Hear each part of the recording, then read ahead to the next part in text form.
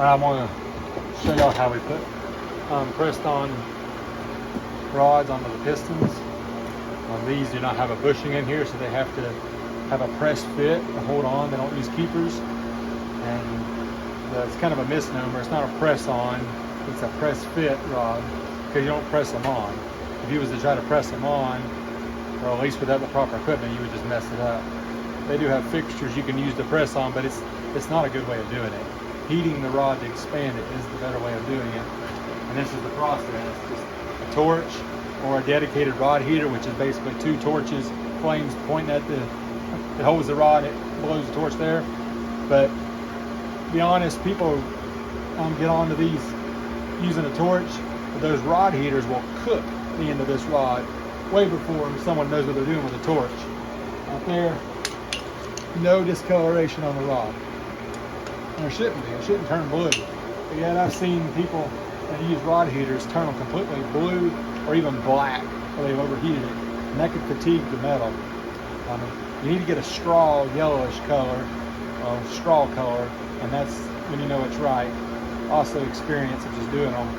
They just need the heat to be able to expand.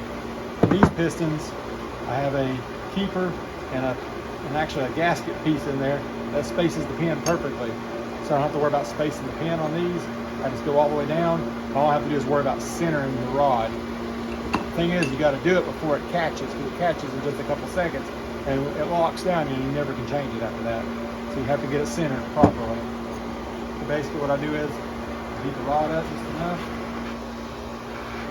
I like to get that counterweight hot, that way it retains the heat and it keeps the expansion longer, gives you more time.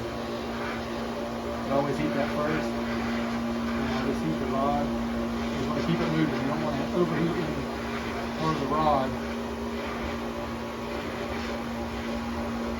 But it'll turn a nice yellow color, a straw color. When it does that, you know you're at the right temperature. It's starting to get there. Kind of get away here, you can see.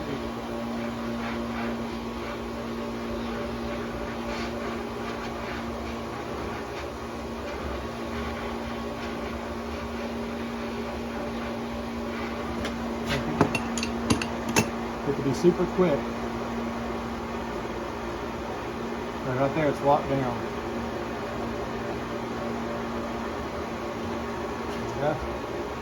Okay. It grabs. The heat goes out to the piston and makes the piston grab also for just a second or two.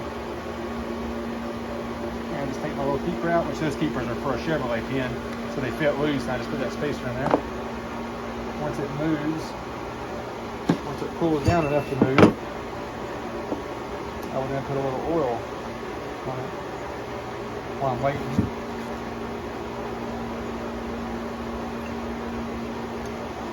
Put this in there. So this just helps me line it up better. Makes my job easier. Sometimes you can do this, sometimes you can't. Okay, now it's free. A little bit of oil on the pin. And when it's hot, it sucks it down in there. From the heat.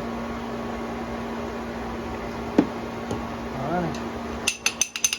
That's how you put a press fit pin, put a piston on a press fit pin rod.